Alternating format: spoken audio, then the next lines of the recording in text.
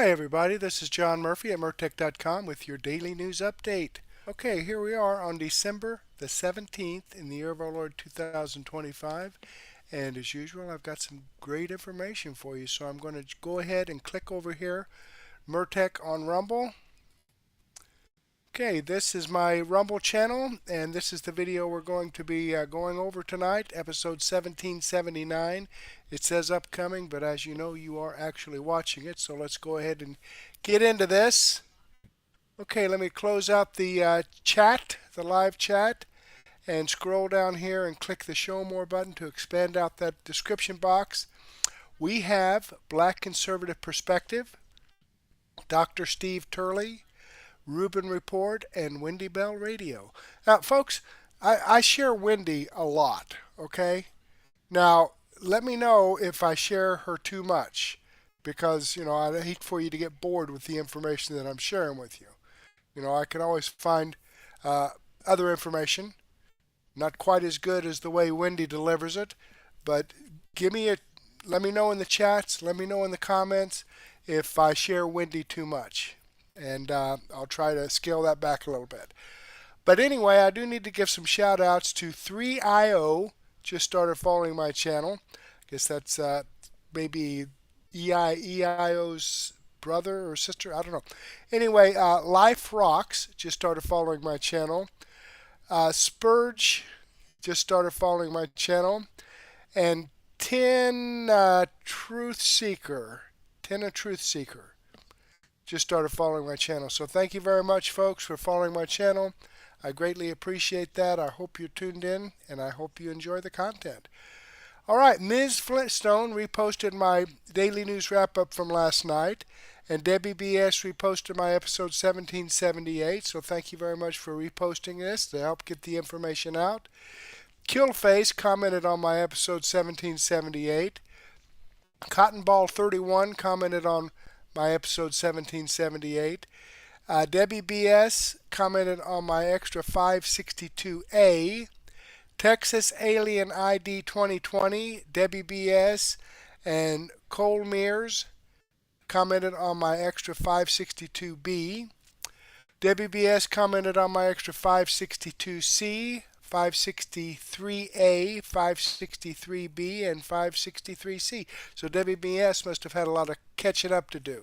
Thank you, folks, for your comments. I enjoy reading your feedback, and I definitely appreciate your support. So let me give this a thumbs up. Boom. There we go. And if you don't mind, I've got one of those thumbs up icons right down here below the video you're watching. So if you can give me a thumbs up down there too, that would be great. Okay, let's get into this. Black Conservative Perspective, Black Pastors Revolt Against Democrat Insane Tax Hike as Liberal City on the Verge of Shutdown. Okay, well, let's see what this is all about. This month, some homeowners in Cook County in for a shock when it comes to their property tax bills. Some bills going up 100%. Cook County Treasurer's Office did a property tax analysis, and Treasurer Maria Pappas joining me now to talk about that study. I really appreciate you being here, Treasurer. So let's just get right to it. I mean, the sticker shock is real. What did your office find? We found that when commercial went down, residences went up. But when you say went up, we're talking by how much here? By taxes. So it depends upon the neighborhood. Generally, across the city, everything's up 16%, which is kind of scary, okay? But in West Garfield Park, it's up 133%, okay? So in African-American neighborhoods, North Lawndale is up 98%. And 82% in Englewood. So you're saying, how in the world did this happen? Yeah. This happened because the commercial base of the city, all these high rises, commercial buildings that you see downtown are unrented because the businesses have left the city. And that means they're not paying property taxes. Yeah, so somebody had to pick it up. So the residences are picking it up. So boy, oh boy, oh boy, oh boy, oh boy. So it seems as if things just continue to get worse and worse and worse and worse and worse for everybody really in Chicago, right? That is being led by woke Mayor Brandon Johnson, who is hell-bent on raising taxes on the rich, aka taxing the rich, which ultimately leads to tax the poor, right, in the middle class. And that's currently what Chicago is learning the hard way.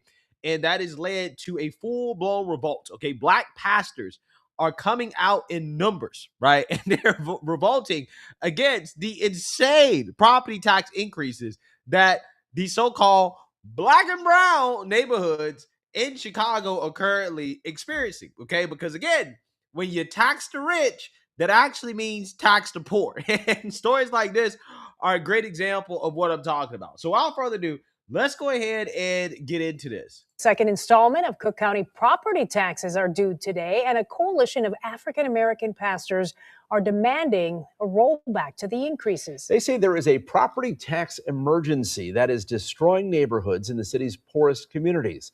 WGN's Patrick Elwood has more from them. It makes no sense. At the Cook County building, a coalition of African-American pastors are ringing the bell for what they say is an economic emergency.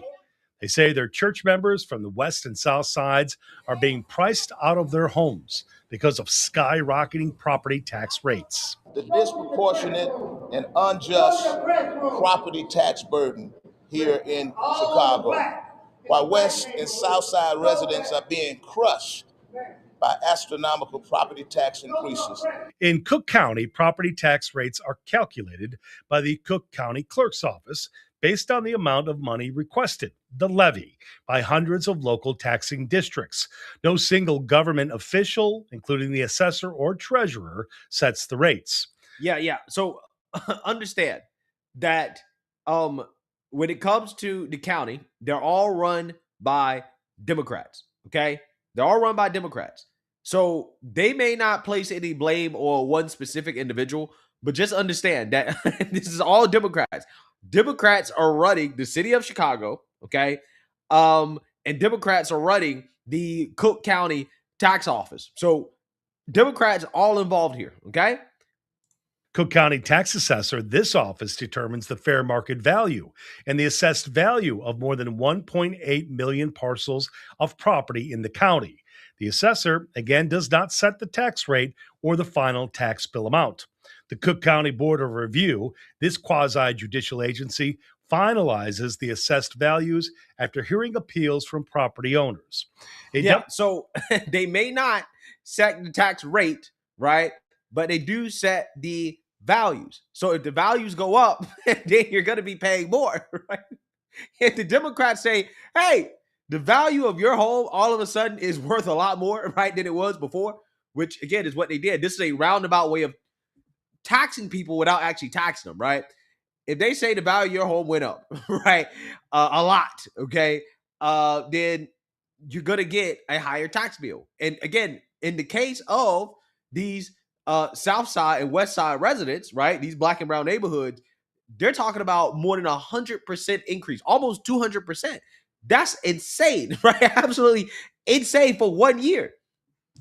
WGN Investigates analysis of the situation found that because of the many still vacant downtown commercial spaces from the pandemic, the Cook County Board of Review shifted more of the tax burden to homes and other residential units after giving large tax breaks to downtown properties. These pastors are lobbying Cook County and state legislative leaders to act fast because otherwise, they say, some homeowners will be forced out come 2026. They want rollbacks and, moving forward, property tax caps. West Garfield Park, where we have a 133% increase in taxes in one of the poorest neighborhoods in the city. And so just on the face of it, the immorality of the people in the poorest neighborhood with the highest increase testifies that the whole tax system is a racket. And it needs to be shaken up from top to bottom. Among other things, the pastors want the Cook County Treasurer, Maria Pappas, to roll back the property taxes or freeze them. WGN reached out to that office and a spokesman telling us they have no authority to do that. Only the state can cap property taxes. But Pappas was instrumental in getting the late payment interest reduced and now can be, if needed, spread out over 13 months, all designed to help homeowners avoid that foreclosure. For the full statement from Yeah. So you see that, you heard that, right? Now, again, I want you guys to understand, and I don't think these pastors understand because, again, we're not dealing with the most savvy individuals here, okay? But I understand why they're upset, right? I don't blame them for being upset. What they don't understand is that they're being taxed, okay, because businesses are leaving Chicago, okay? They try to blame it on the pandemic, which, I mean, by the way, I mean, Democrats are the ones that push the shutdowns, right? So again, it's still, it all comes back to Democrats, right? Let's keep it 100. It all comes back to Democrats. No matter how you square it, right? You can blame it on the pandemic, but Democrats push the shutdowns, right? The bad part about the pandemic was really the shutdowns, more so than anything, okay? They push the shutdowns. They have soft on crime policies. Brandon Johnson, and we're going to talk about this, okay? He's pushing to tax the rich even more, okay, than they're already being taxed, right? And these are the type of policies that are pushing businesses and corporations out of Chicago. And when they leave, your tax money leaves. And it's easy for them to leave, right? It's very easy, especially at the local level, to do this. When you get hit with an increase in taxes and it cuts the bottom line, you just leave, right? You just leave. And when that tax revenue leaves the city, they still got to pay for all their welfare, right? They still got to pay for their social programs. They still got to pay for police. They got to pay for transportation. So the environment. And let's not forget the fraud and corruption they got to pay for too. That has been created in Chicago because of Democrat leadership for so long is that, again, you have soft on crime policies, not good for opening up a business, especially in downtown. Yep. Okay, you can't even visit downtown Chicago without worrying about some black teenager shooting you, right? So when crime is out of control, businesses can't operate.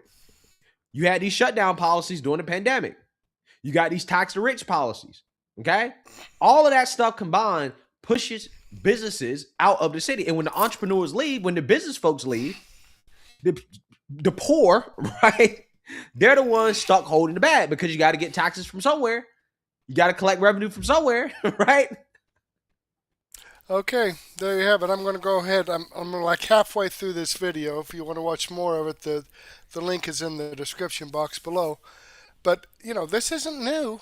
This isn't something new. This has been percolating for years upon years upon years. Okay?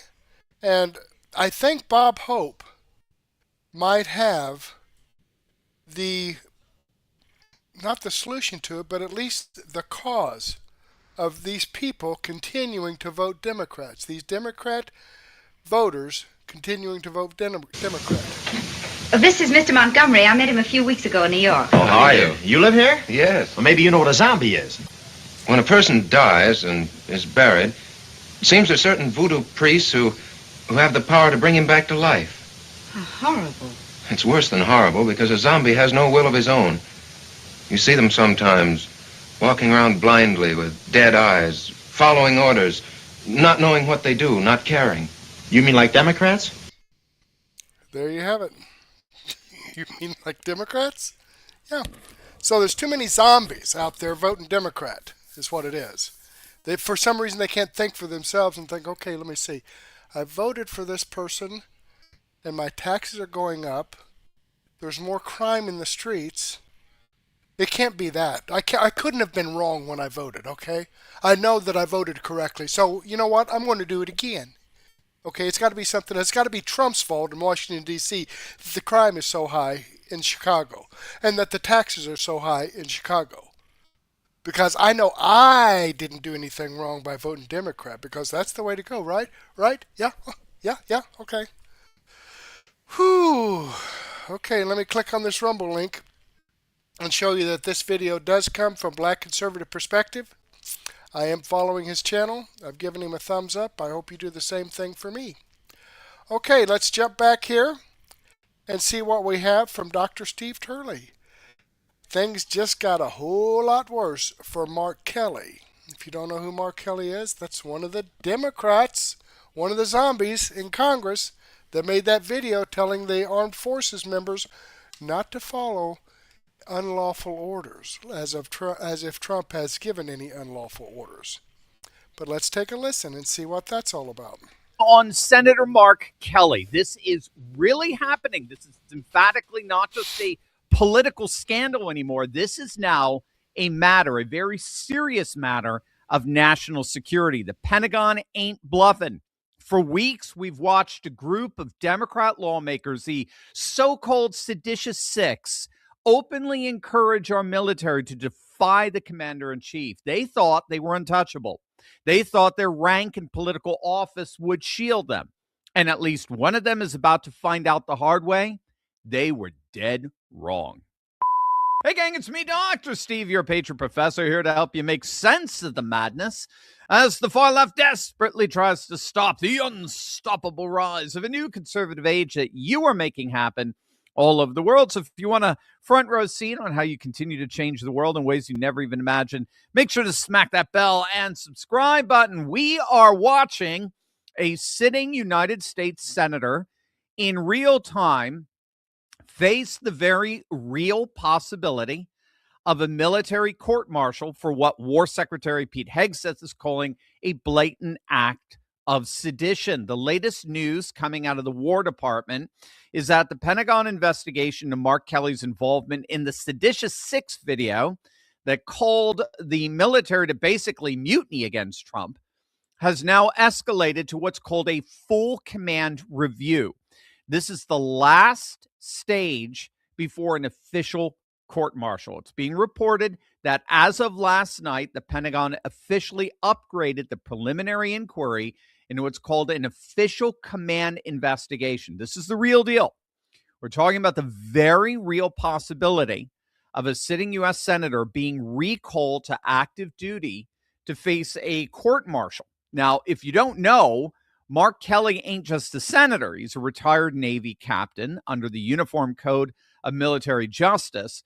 Retired officers who are receiving pay are still subject to military law. And so when Kelly appeared in that video with the 5 other Democrats urging troops to disobey what they were calling illegal orders from the Trump administration, even though they could not name a single order that was in fact illegal, he wasn't just speaking as a politician. He was a commissioned officer explicitly using his rank to intentionally try to destabilize the chain of command. Secretary of War Pete Hegseth did not mince words. He tweeted out, quote, "The video made by the Seditious Six was despicable, reckless, and false.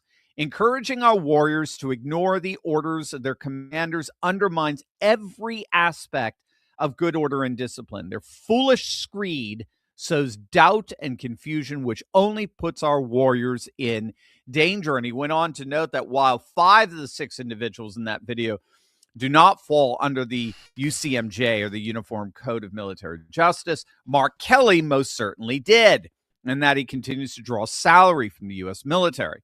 And so Hegseth made it clear from day one of the sedition that Kelly was indeed in the crosshairs for a possible court-martial. So it looks like Senator Kelly is officially in the find out phase of his inexcusable annex, and the consequences are escalating fast. Now, that said, I do think the Trump administration is finding out that the MAGA faithful all across the country are starting to lose their patience, particularly with the Justice Department and the FBI, and what they consider to be thus far a very real failure in bringing deep state actors to justice and accountability. There was a very interesting article in Politico of late that captured that frustration. So for months, millions of Trump supporters have been waiting with anticipation for the moment of accountability. So during the 2024 campaign, Trump promised to dismantle the deep state, to finally expose and prosecute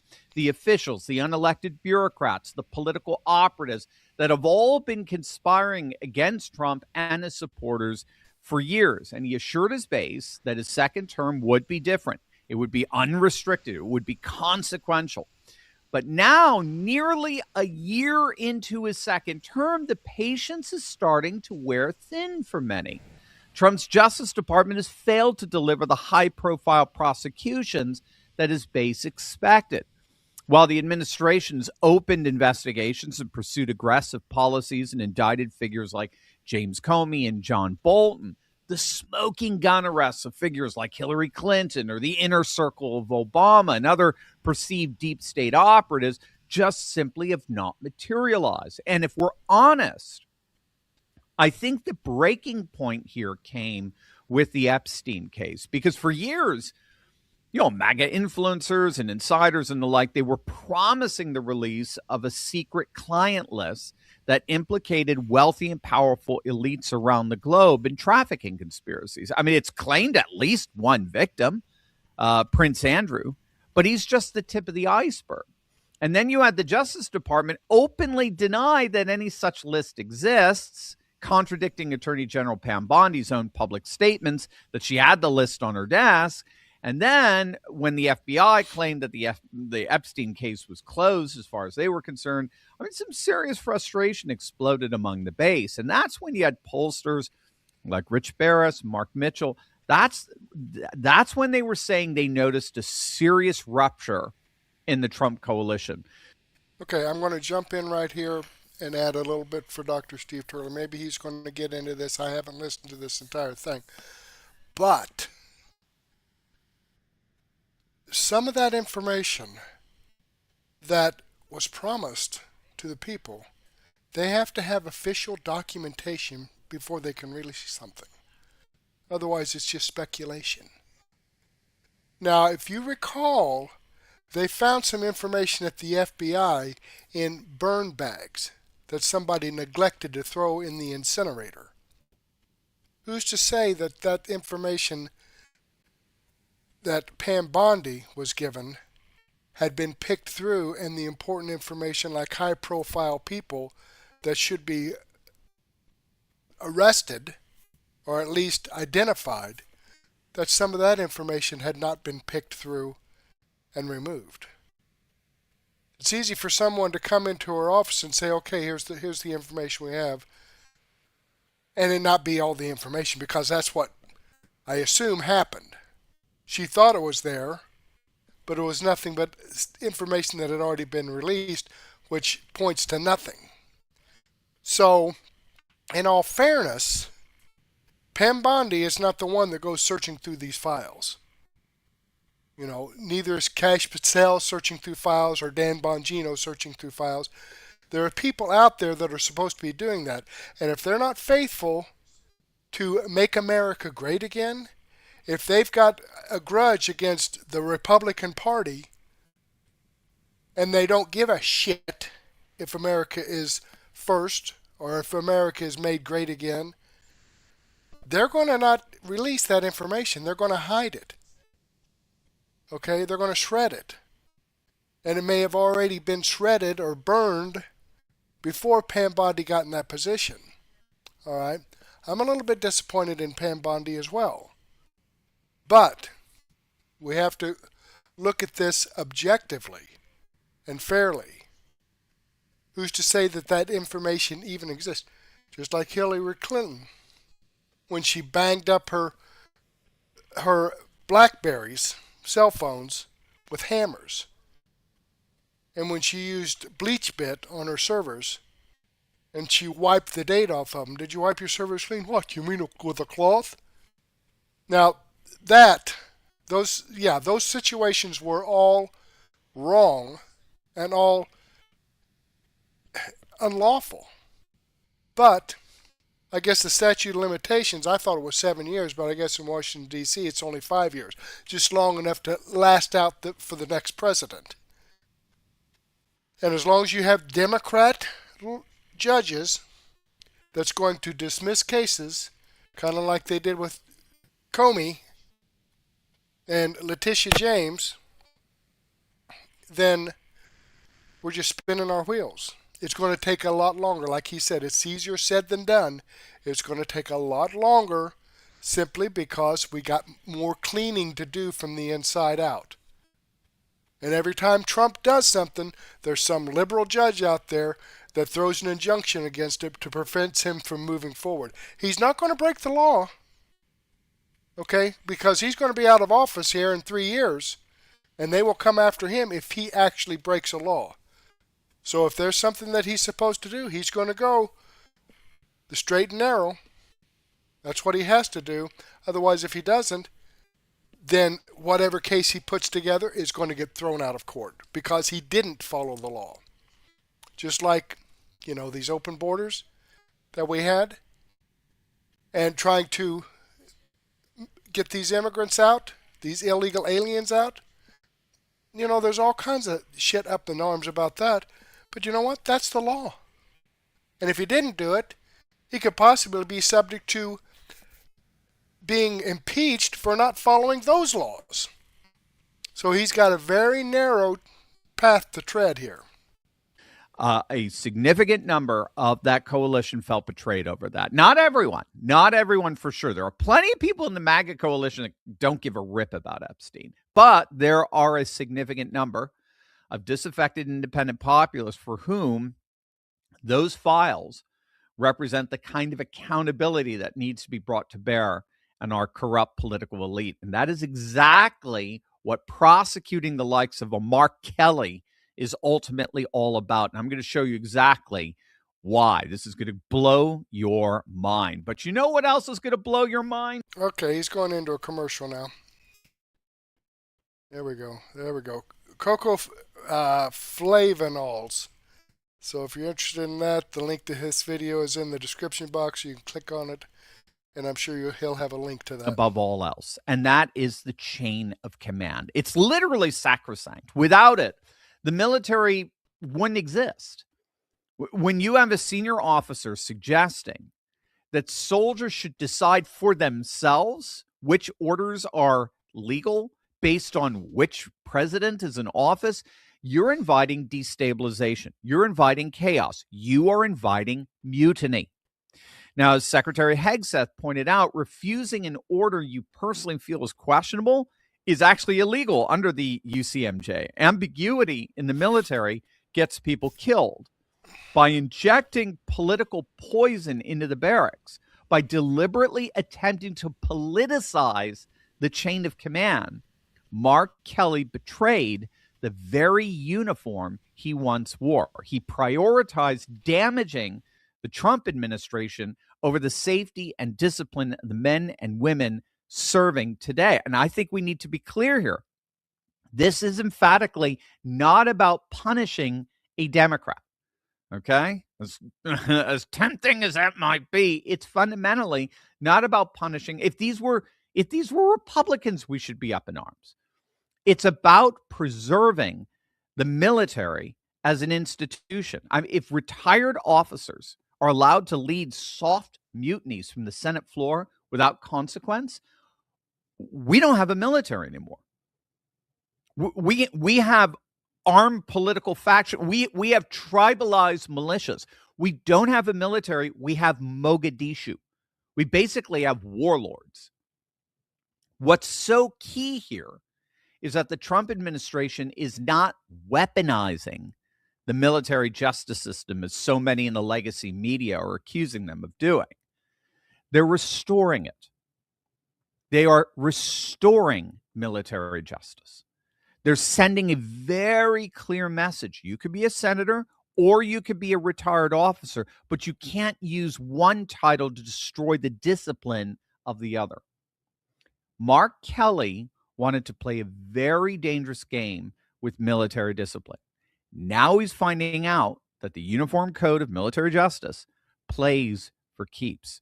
So this is an investigation that's moving at lightning speed. It really does look as if the Trump administration is going to pursue court-martialing here, which would be pretty astonishing. And if I just think in the end, Kelly crossed the wrong people here.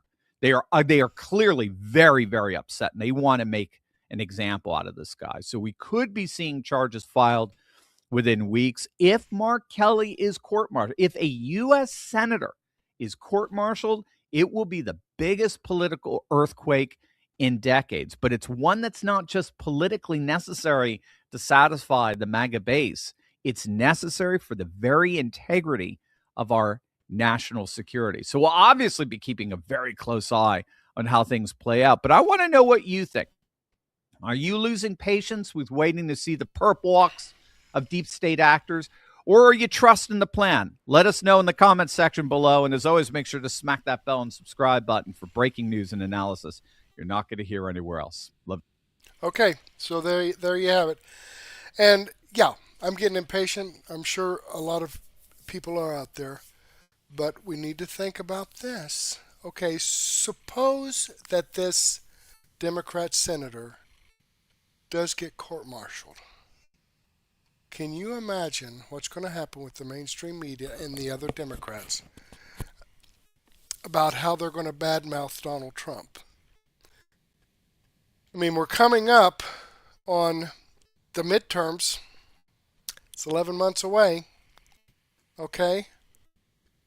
How many people are going to be swayed by the propaganda that the Democrats and the mainstream media will throw out there if this happens? You know, it wouldn't bother me. In fact, yeah. Not that I would need any encouragement to go out and vote Republican. What the hell? Go out and vote Republican like I always have. But there are a lot of people out there that would, wow, this is not what I thought was going to happen. This is what I prayed would happen. Not that it is going to happen. But, I mean, it's very, very tricky in politics and people's opinion, especially with the Democrats and the mainstream media, every inch of the way pushing back and lying to the American people. And we're going to get into some of those lies here. Wendy Bell is going to give us some information on that. But in the meantime, let me go ahead and click on this Rumble link and show you that this video does come from Dr. Steve Turley. I am following his channel. I've given him a thumbs up. I hope you do the same thing for me. Okay, let's get back here and let's see what Dave Rubin has to say on Jasmine Crockett caught on camera wanting immigrants to be new slaves. Well, imagine that. Okay, let's see what Dave Rubin has to say here. Thing possible, because what she's saying is we need this endless lower class, which will often be black and brown people, to come here to do the jobs that she won't, right? She's not going to risk losing an eyelash in a cotton field, but she wants somebody else to do it. And again, those people that we bring in to then do that, to be the permanent underclass, the indentured servants for people like her, they're going to then lose their jobs to robots. And then what are you going to do?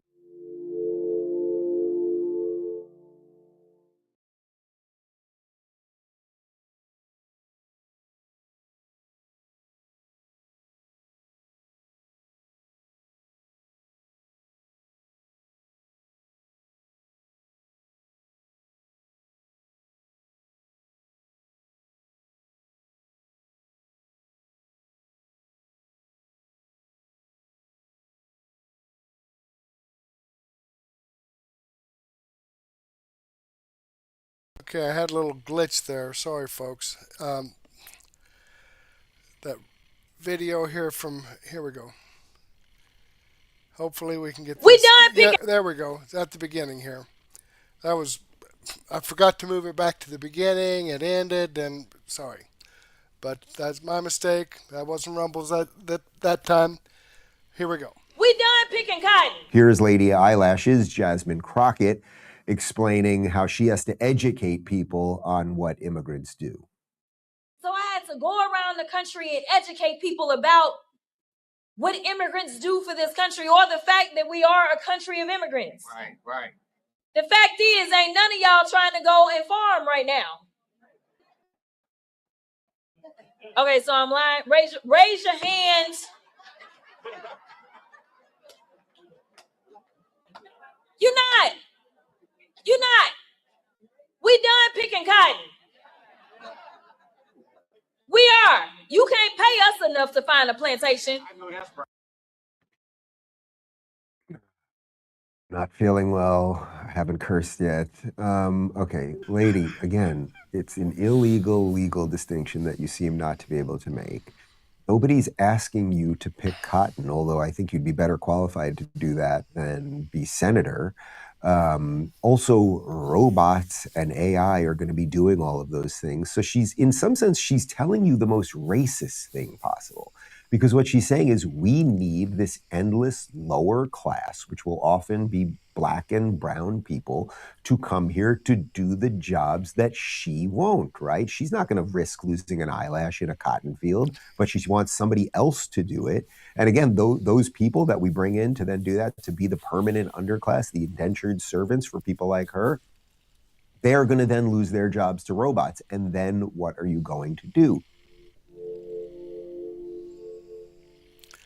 All right. There you have it, folks. That was a little short ditty there, that just to show you the ignorance of Jasmine Crockett.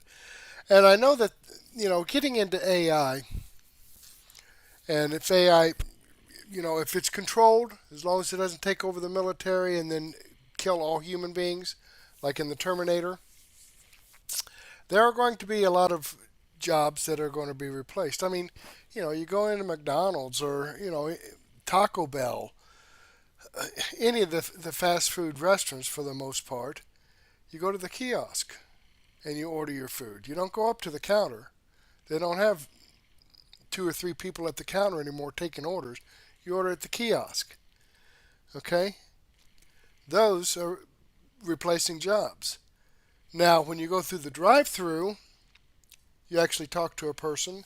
But how long is it going to take for the AI to convert text to or speech to text?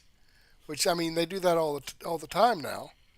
You can convert speech to text, and then print the order out, and it shows up on the whoever's putting the order together screen.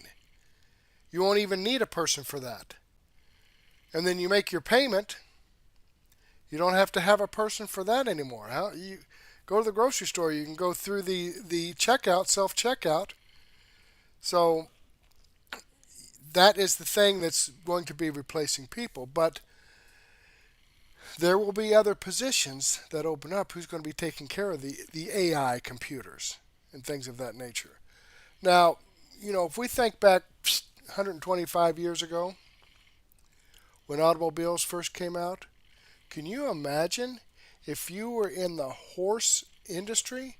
Because that's the transportation back then, horse and buggy. If you made buggies, if you were a big buggy manufacturer or wagon manufacturer, or you were a horse rancher, that pretty much put you out of business, automobiles. Okay? And the same thing with trains. The transportation system, long distance, were trains. Can you imagine what happened to the train industry when passenger airplanes were created? Okay? The radio industry. That's how, people had their entertainment. And then somebody came up with the television. Well, that put a hurt on the radio industry. All the time. Okay, you had people sitting there at typewriters. Then they have computers that come out where you could print whatever letter that you wanted and go back and correct your mistakes before you printed it out. You didn't have to use whiteout. Okay? You didn't have to use carbon paper.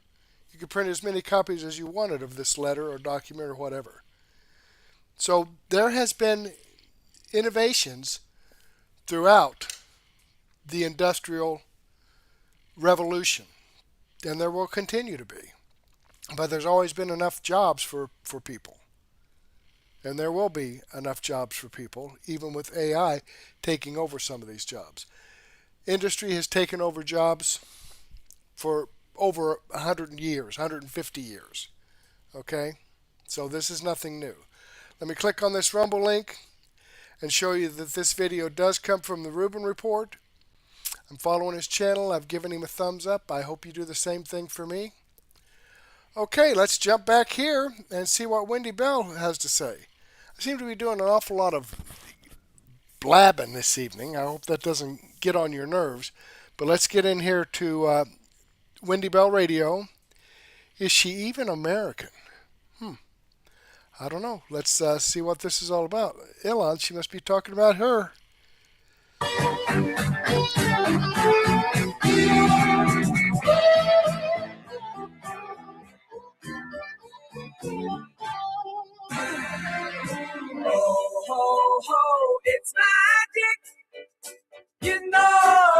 Welcome back to the Wendy Bell radio program. All right, so I've got a message to all of the white people out there. I know you're like, what is she doing?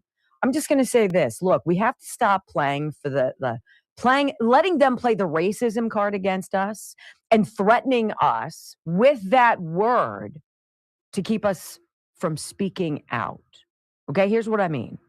This has been the play for a while. This is the whole basis of everything woke and DEI. It's about giving an advantage to other people for whatever reason other than their God-given gifts, talents, and abilities, right? And giving them possible opportunities to do things that you, as a white person, wouldn't get. You, white, Catholic, straight, whatever you are, that you wouldn't get. And see, we've been cultured, we've been basically groomed into believing if we say anything that could be even remotely considered off anything regarding a black or a brown person, they can take out that card, put it on the table. It's the racist card. You've got no defense. I say reject that. Call them out for playing dirty and having a stacked deck, and kindly ask them to have some better cards to play. And here's what I mean. So Ilhan Omar, over the weekend, as her cauldron of culpability, as a Somalian who represents the district that has been robbing America blind, right?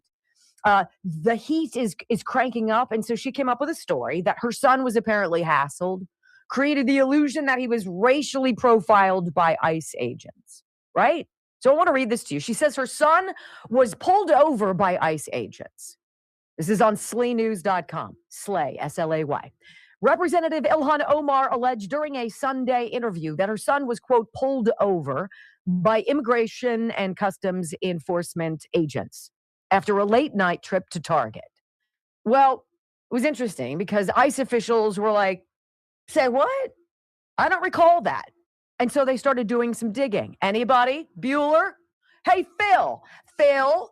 Do you know anybody who pulled over Ilhan Omar? So you don't? All right. Sally, you? No, nobody knew. Because it didn't freaking happen.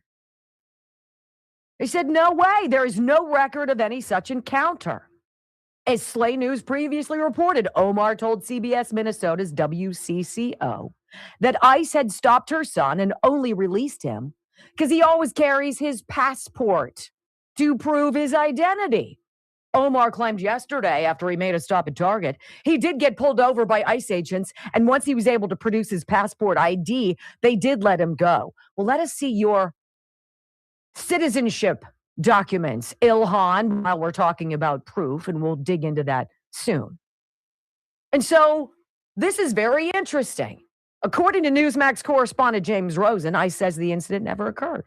Officials with ICE tell Newsmax that the agency has no record at all of stopping a car driven by the son of Ilhan, as the Congresswoman claimed. And he added that acting ICE Director Todd Lyons dismissed the allegation as a ridiculous effort to unfairly demonize our law enforcement officers. Look, the game when you suck is to be a victim as much as you can.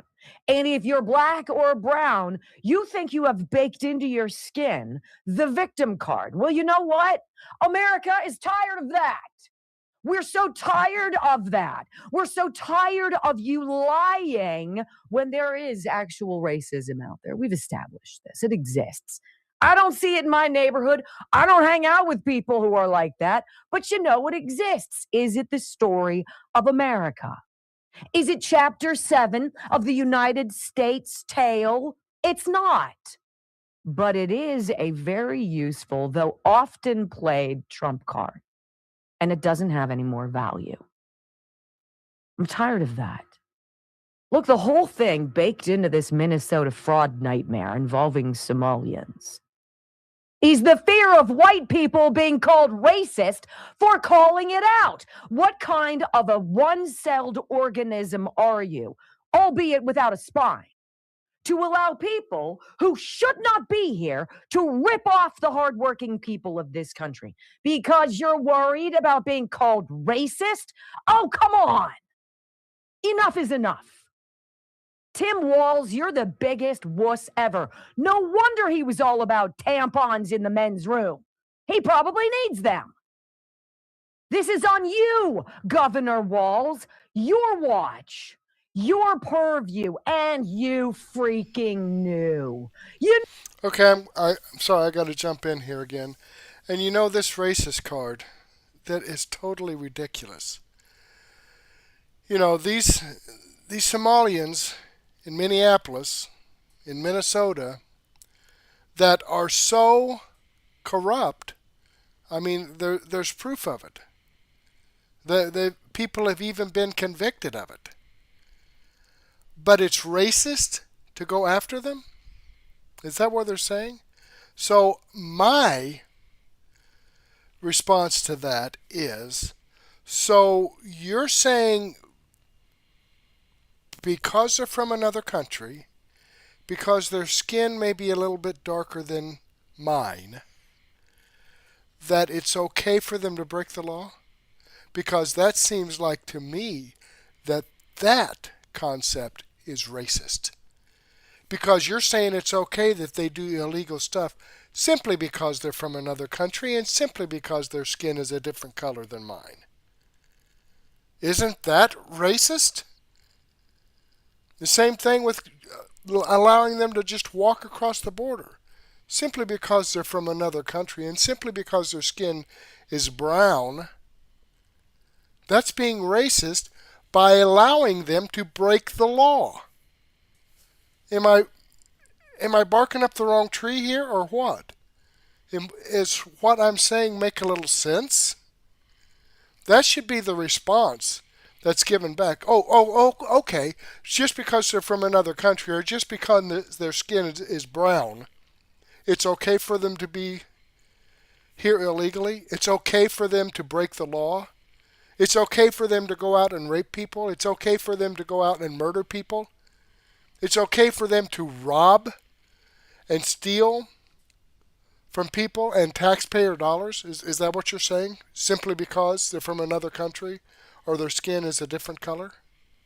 I don't know. Let me know what you think, folks, in the chat or the comments. Knew about all of it. You were worried.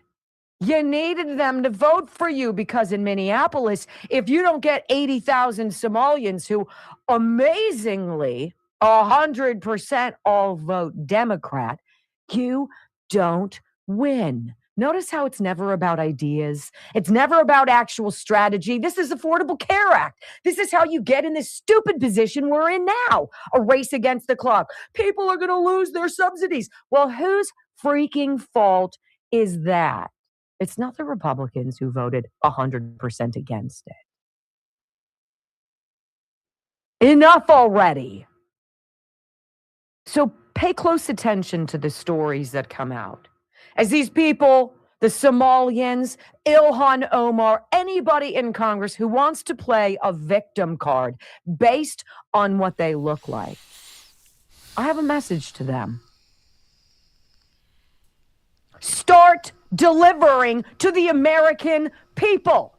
And if you can't, because you don't have the God-given talent, and maybe you were picked for DEI purposes to fill a position, we demand better. We're taking off the nail polish. I want to see the fire opal again.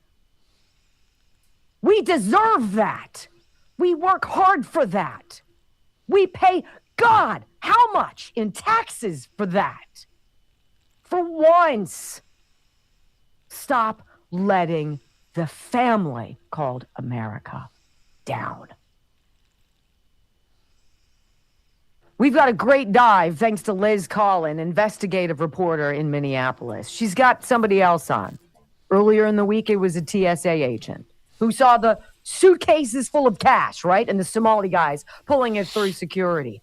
Now, she's got a woman who says, why did Ilhan Omar change her birth date in the Minnesota legislative record? Is she even an American citizen?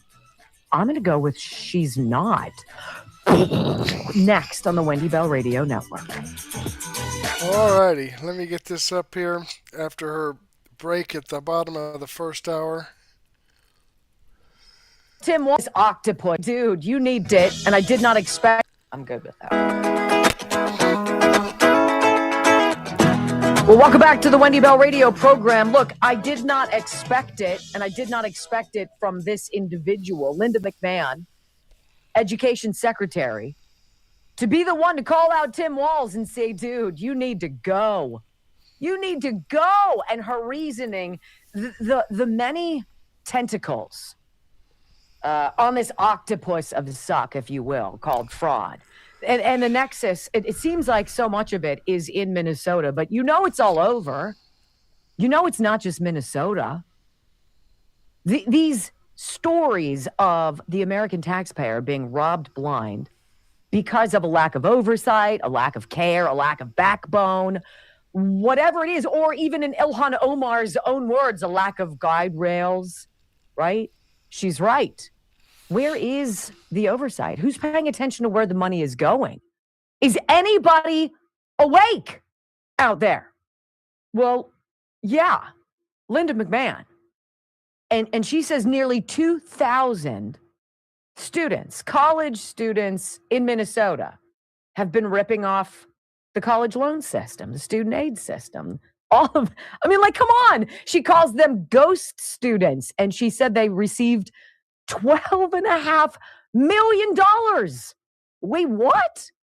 And because of that, she's like, dude, you're in Minnesota, Tim Walz is such a cluster. You've got to resign for the good of your own self-respect, for your own dignity. You are an abject failure. At some point, you need to slither off into the sunset and lick your wounds and be irrelevant forever.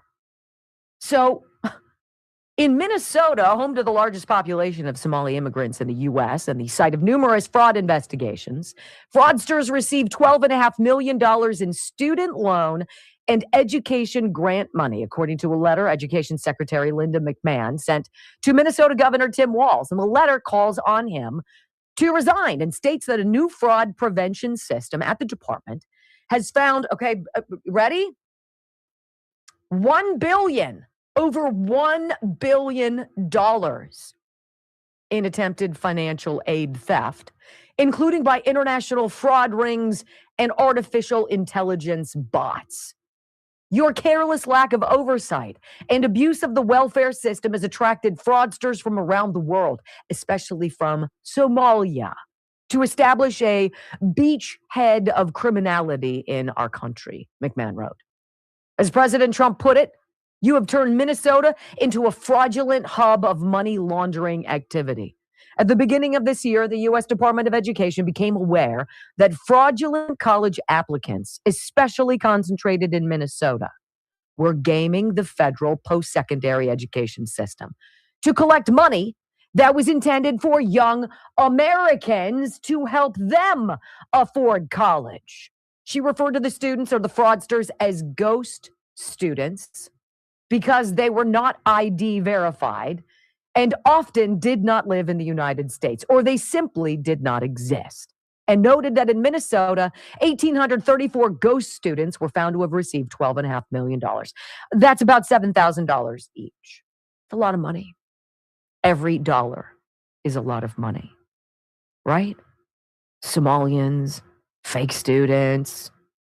Fantastic. Well, that brings us over into another look, specifically at Congresswoman Ilhan Omar. Liz Collin with Alpha News has a woman on her program, and her name is AJ Kern. AJ ran for office back in the day, but she's turned into a whistleblower now who alleges Ilhan Omar changed her birth year to allege she was 17 instead of 18 when her father, back in the day, became naturalized. If you're a minor, the parent becomes a citizen. The children who are minors become citizens too. So why would Ilhan Omar, beyond marrying her brother and committing multiple frauds there, right? Federal marriage fraud. She could have broken Minnesota's incest law, maybe even tax fraud if she and her brother, husband, filed joint taxes.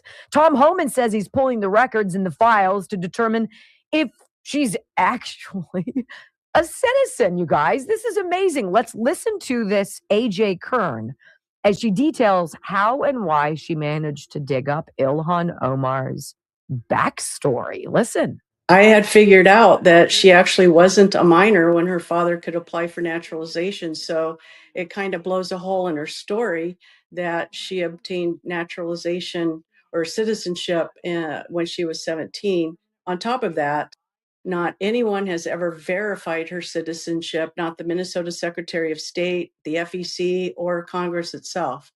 I then went to the Minnesota Secretary of State's office in October of 2019, I believe, and I asked questions and found out that they didn't verify her citizenship, and they actually don't.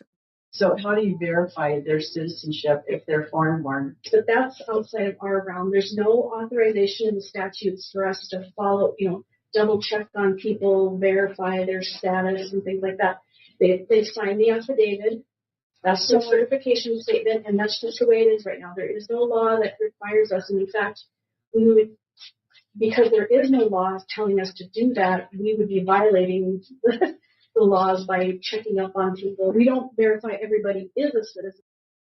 We don't verify everybody is a citizen. She goes to the Secretary of State's office in Minnesota, and she's like, look, and this is just a person. This is a person who is awake, who is concerned, who's connecting the dots, who's like, wait a minute. I noticed that on this document, she says she was born in this year. But over here, it says she was born in this year. So what is it? She goes to try to find out.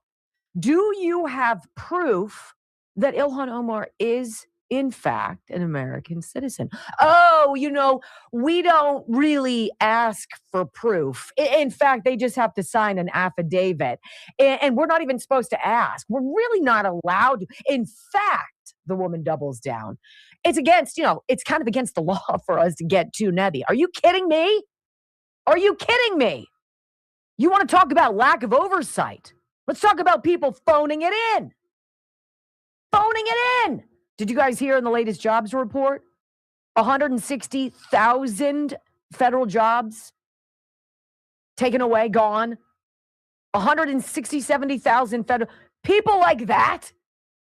Workers like that who are like, we really don't ask. It's like, whatever. I'm almost out of here. I've got to go pick up my dry cleaning. Right? Meanwhile, we added 800,000 new jobs, or I think that's the number. And they're all U.S. citizen jobs.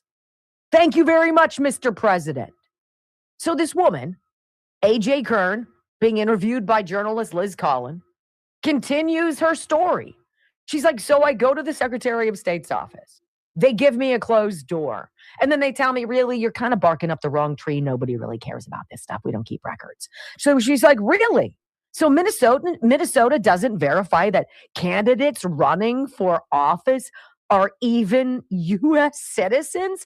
Where is the documentation? This woman is on a bone. Listen. No one has seen her official naturalization records. No one.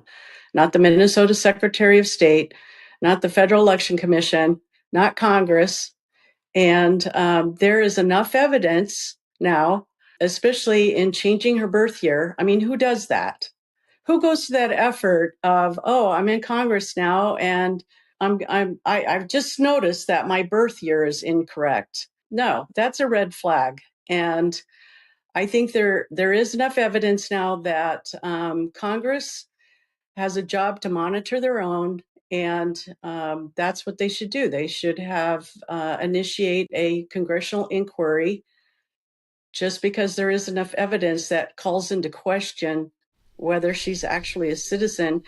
And that this is so important that we do not have a foreign nationalist, a Somali nationalist, occupying a seat in Congress, affecting laws that govern the United States of America. That is so giant. Look, everybody's talking about fraud, yes. They're talking about her being a Somali American, about being sort of a local representation or federal representation of the community. Wait a minute. No. The real story is, prove to me that you're even an American. Do you realize how giant that is? You have to be a citizen. my friends, to run for Congress. You have to be a citizen if you want to be president of the United States. How many laws has this broad trampled? Meanwhile, her constituents are robbing you blind. This is why last month, and Politico was pants on fire about it, Donald Trump said to Ilhan Omar, leave the country. Here's your story. President Donald Trump went after. He didn't go after. He knows Ilhan Omar for her Somali heritage, urging her to leave the country in a social media post, reprising an attack he used several times throughout his time in office. That's not an attack, right? That's not an attack on her heritage. It's not an attack on her skin color. If you break the law and you lie about being a citizen of the United States, get the hell out of our country. That doesn't make Donald Trump racist. That doesn't make him a hater of the Somalis. But he notices, you know what? I'm not saying a whole lot of really active Somalis here in our country. They should go. Pack your bags and beat it. The majority of you are on welfare. Remember, we're not supposed to have people who are, right? They're on welfare. They're already double dipping. They're getting benefits. They're getting freebies. They're getting health care. They're getting EBT cards, right? And they're ripping you off. I agree with the president. And I agree with his sentiment a month ago. She should leave the country. And by the way, if Congress doesn't want to investigate this, why are we not investigating everybody? How many people whose names I can't pronounce are members of Congress? There are 435 people there. A lot of people I've never heard of before. Well, that sounds like profiling. Good. Profile the liver out of everybody. And then, by the way, while you're doing it, pull up all their financial disclosures. Let's dig into their freaking checking accounts. You want to sniff up my skirt when I buy a $602 dryer.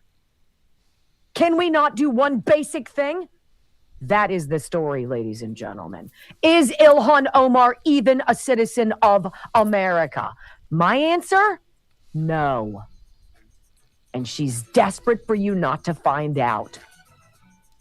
Okay, I'm going to go ahead and pause that there. She's going into a break. She'll be back, but I will be sharing the rest of this video in my daily news wrap-up. Let me click on this Rumble link and show you that this video does come from Wendy Bell Radio. I am following her channel. I've given her a thumbs up. I hope you do the same thing for me. All right, jumping back here. Let me remind you folks that these videos that I share with you are videos that come directly from the producer. I don't get any commissions or royalties for sharing this information out. I do try to put together a nice little package to give you a good range of information here. The kind of information that you're not going to get on the mainstream media. And the videos that I share here on Murtech.com's Rumble channel are videos that I've posted on Murtech.com, where I have over 55 no-nonsense, common sense, logic, and truth videos. All the information that you need, your one-stop shop for information that you're not going to get on the mainstream media. I'd like to share all this information with you, but unfortunately I just don't have the time to do so. And that's why I put together my daily news wrap-up, where I have a list of videos. I've got 20 videos in here. All kinds of great information. Corrupt, shocking new emails released in Trump raid from American Center for Law and Justice. And here's the Wendy Bell Radio. We're going to finish that out. Here's some information from from Steve Gruber, Senator Ron Johnson, foreign threats and federal failures, X-22 report, Viva Fry, the Salty Cracker, more X-22 report, Rubin report. I've got some Dr. Dave Janda in here. All great information. So I start this about 9:30, so go ahead and take a break.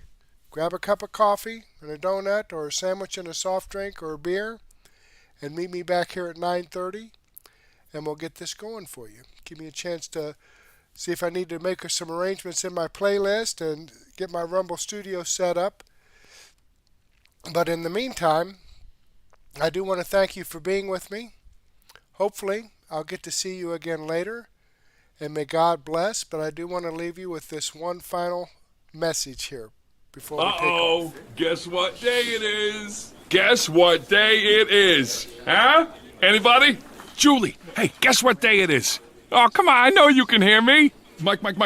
What day is it, Mike? Leslie, guess what today is? It's hump day. Woo!